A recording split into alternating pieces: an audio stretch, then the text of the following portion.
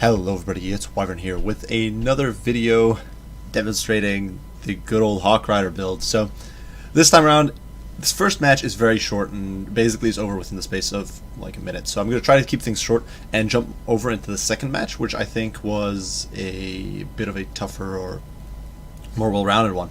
But here, I want to demonstrate, this is Wood Elves against Vampire Counts. Now, as Wood Elves, you do have a few options in this situation. You can kite. Generally, you can kite away from Vampire Counts and not have to worry about ever getting caught.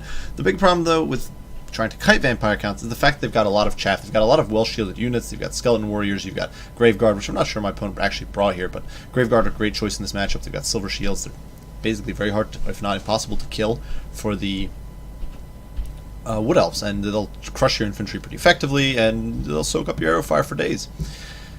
Otherwise, you can do a sort of bunker build with Durthu and friends. Very effective, but obviously it becomes a very atrocious, very grindy battle, which potentially, depending on the situation, Vampire Counts will win out. And especially with Blood Knight cycle charges, something like Durthu or Tree Man will go down pretty badly. Now, something I wanted to try out here was the air build. So one of the things with Vampire Counts, while they have an incredibly powerful air force, and they've got some very powerful magic, they have very poor ground-to-air support options. They obviously don't really have many, besides like parking a corpse cart beneath yourself. They don't have any shooting, so they can't really, or maybe shooting magic missiles from the ground. They don't really have much to support their air force with. So what I decided to do was do an air build with the Wood Elves against the Vampire Counts, and yeah, supporting a bunch of infantry. So for my infantry line, nothing fancy: Winterheart Guard and double Eternal Guard to deflect enemy large and knights. 2 units of Dryads to cut down cheaper chaff, and then 2 Wildwood Rangers. My opponent went with Graveguard. I wanted something that could cleave through them relatively efficiently. For the rest of my build, it's flyers. 3 units of Hawk Riders, Spellsinger of Shadows with Enfeebling Foe, Power Stone, as well as the what is it? The Protection Stone? I don't even know what it's called. I'm a useless caster, guys. I don't know what any of these items are called. But regardless, it's the thing that gives you Opal Amulet. There we go. 22% damage resistance. Spellsinger of Life, basically the same thing, but Regrowth, Earthblood, Life Bloom, Power Stone, and Opal Amulet. And then finally our Lady with Brave Anathema, as well as Arrow of Kurnus. So right off the bat, we're going to start pushing at my opponent, who's actually gone with an air build. And this is not necessarily something I'd recommend against the Wood Elves, bringing a bunch of Dragon and Terrorgeist and all that sort of stuff, but it can work if you play it cautious and you sort of use this chaff screen to soak up your opponent's damage. So my opponent's got all these missiles, he's got, or all these chaff troops, he's got the Mortis Engine, he's got a Black Coach in there, so the Mighty Black Coach making an appearance. You have Blood Knights over here, so these guys are very potent against the Wood Elves that crush your cav, and they'll honestly dumpster your backlines pretty efficiently.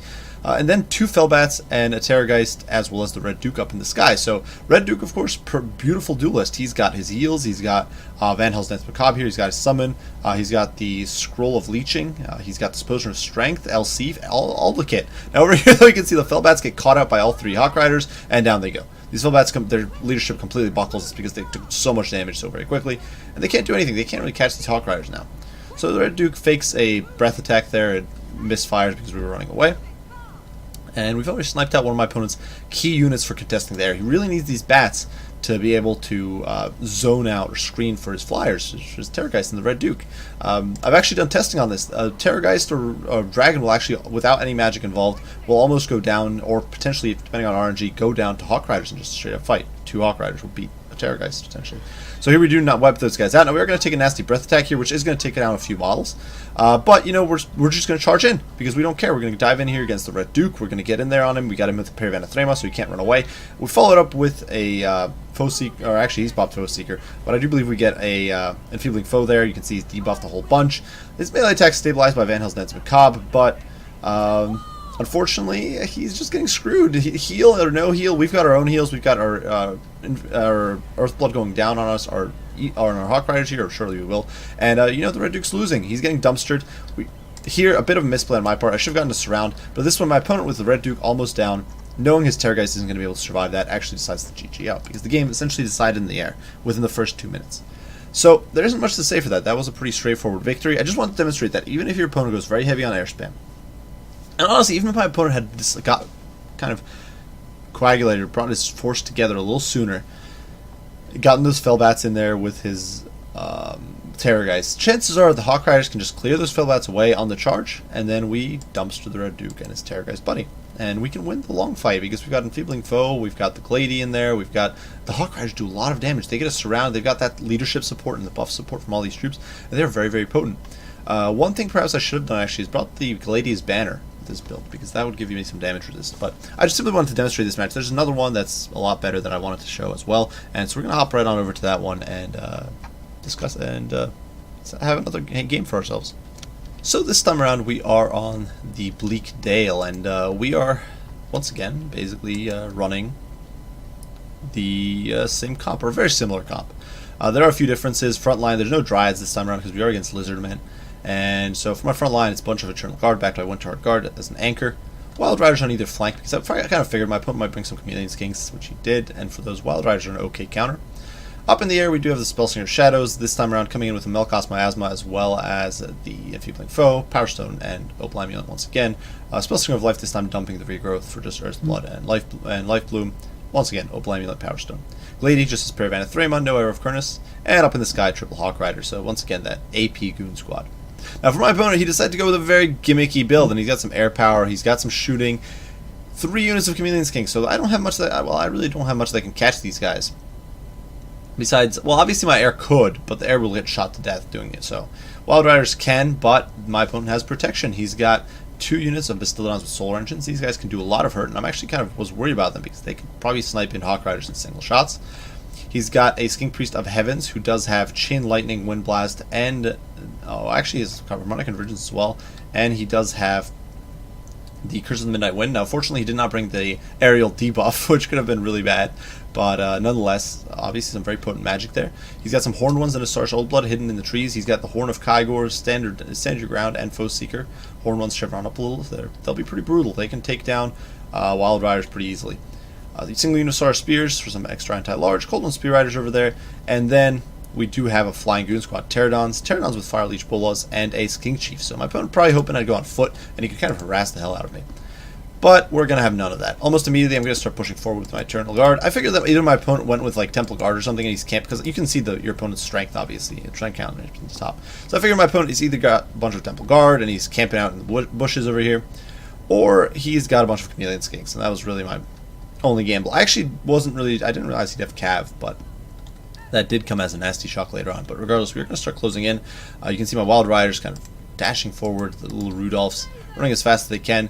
We're going to get a little bit of chip damage there with the Glady. Not really intended, but hey, I forgot to turn off auto fire.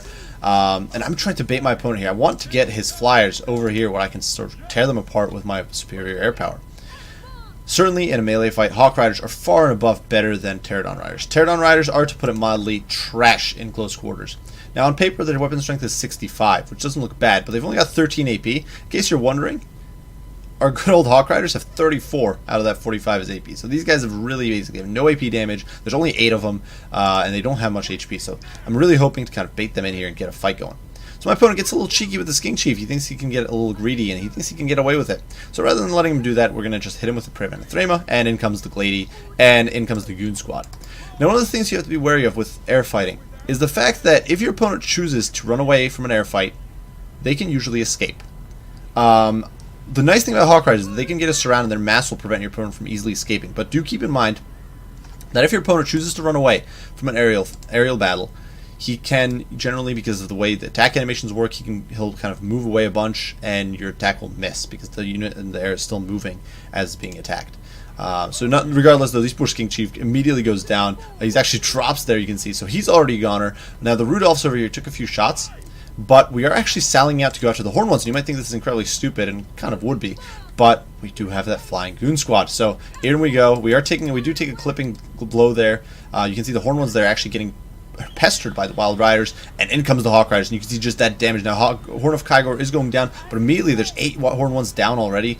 9, they're immediately crumbling, and we do get an Earthblood in there, so it's healing us. Curse of the Midnight Wind counteracting us a little bit, but you know, we're gonna just clobber these guys over the head. Elsewhere, the Eternal Guard actually stopped to take a nap, which is really bad. I needed them to keep pushing. Over here, the Wild Riders get caught up by the Cold One Spear Riders, so a huge misplay on my part, and I just really could have either outrun these guys or turn around and at least gotten a charge off, but I did not, so they're going to get slaughtered. Unfortunately, over here, the fire from the Bastiladons, who I hadn't shut down, so this was a huge misplay on my part. If I'd just gotten my Eternal Guard in there, or honestly, if I'd kept like a unit of Hawk Riders up here to pester the Pterodons, I would have been in a much better spot. But due to my slowness with the infantry, our Flying Goon Squad actually is going to get broken up here. Now, fortunately, Hawk Riders are too quick to be caught by Pterodons. Once they stop applying poison, they can't catch us, so it doesn't really matter.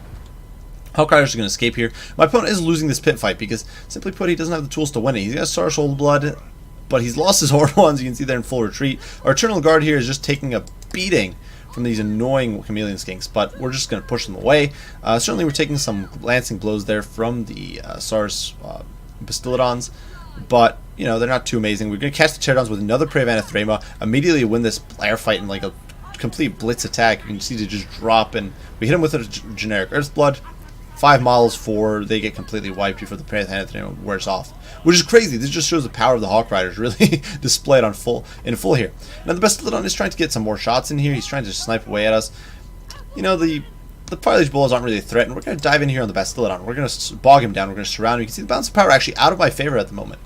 Because we've taken quite a pounding. The Saurus Old Blood proving surprisingly tanky against our Flying Goon Squad here. We really should have bailed out and pulled away as these Chameleon Kings dive in to save him, but we did not. Bastillodon here you can see getting torn apart, down to 4,300 HP, and it's losing, let's see, on like a single attack series, it loses like 300 HP, which is not bad. The Hawk Riders are definitely paying their dues here. Elsewhere, Eternal Guard is chasing off these Chameleon Skinks, and you can see our Spellslinger of Life there actually routed off, which kind of sucks.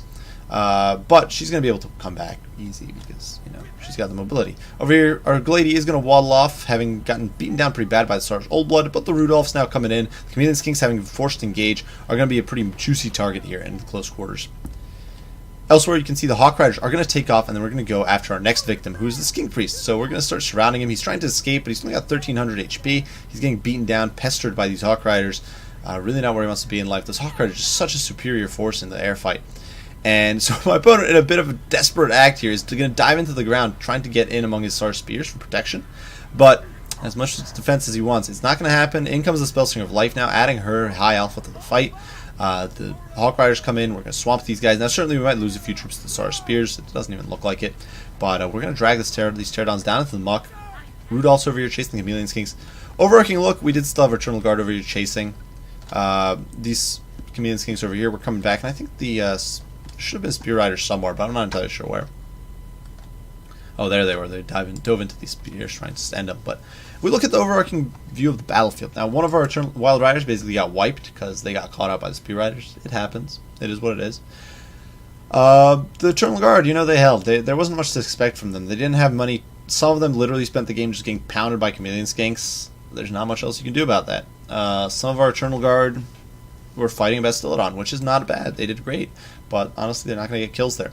There's only one unit fighting the Spears, and the Spears either fighting for kills with a bunch of other units with the Hawk Riders, with the Glady. But I do want to show the Hawk Riders, you know, one of them even gained a Chevron. They were able to mop up those Horned ones in the space of just a few seconds. We shattered a high-value unit. Isolated, that ability to isolate targets. You can see how fast we isolated the Skink Priest, isolated the Skink Chief, and we were able to pick my opponent's troops apart. Now, certainly, due to my sort of slow response time, the Bastillodon got more value than it should have, and it got some good value shutting down the Hawk Riders. Perhaps I should have distributed my damage output a little better, because honestly, 2 Hawk Riders is already enough damage generally to wipe a unit pretty effectively. So I could have probably held off and used my Hawk Riders a little more efficiently. But nonetheless, those kill counters really show, or the damage they were racking up, I think really did show in that match. Glady got some kills, you know. But for Reptile King here, bit of a gimmicky build. I'm not going to lie. It's Chameleon Skinks out the wazoo, Pterodons, Bastillodons. Yeah, he was looking to kite in flight. Definitely, I don't think was expecting that air build, because with this sort of composition, the only thing that, like, if against a generic Wood Elf build, maybe if your opponent brought a bunch of Way Watchers, this could struggle a little bit. But honestly, you do have these Bastillodons to kind of shoot back at those Way Watchers. You can zone them out with your Flyers and with your Chameleon Skinks, kind of harass and be a nuisance. A generic foot build from the Wood Elves would struggle to really come to grips, and it would get shot to death by the Pterodons and the Chameleon Skinks. So,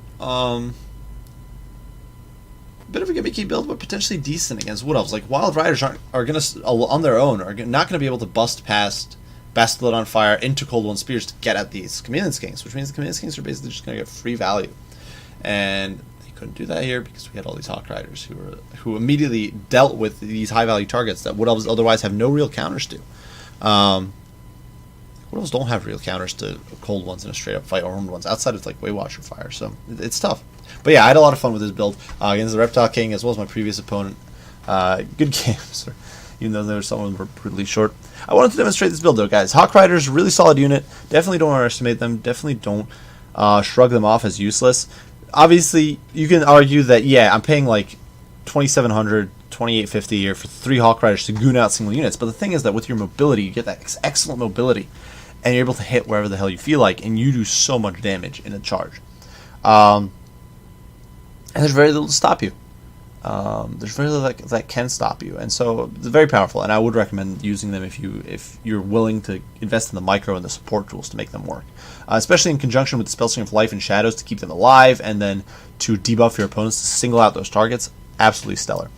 Regardless, good games to my opponents, as I mentioned. I do hope you guys enjoyed the video. Hope you found it entertaining and perhaps a little informative.